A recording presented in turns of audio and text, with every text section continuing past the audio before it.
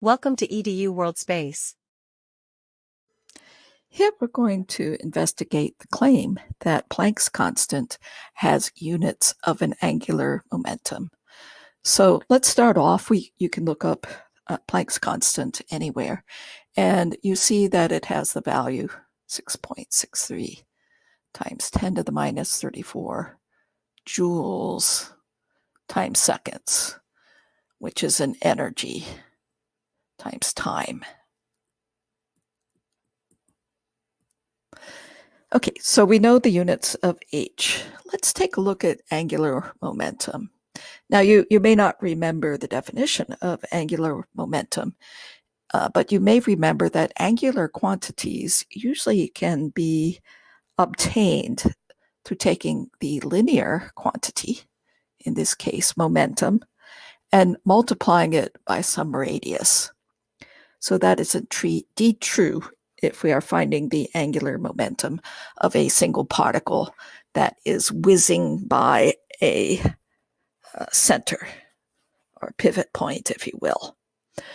Okay, so I'm going to take the mass times velocity, and I'm going to remember that kinetic energy has units of 1/2 mv squared. So a joule, in terms of a unit, would have a mass times a velocity times a velocity.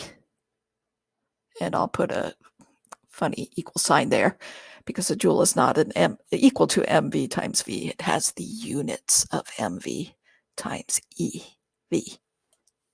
And so we can then say that the units of mv are the same as a joule divided by a meter per second, by dividing both sides by the units of velocity.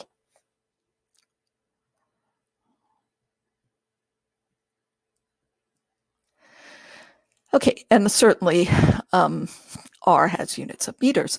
So we can put this all together and say that L has the units of, that's what I mean by my little arrow, has the units of a joule over a meter per second times a meter.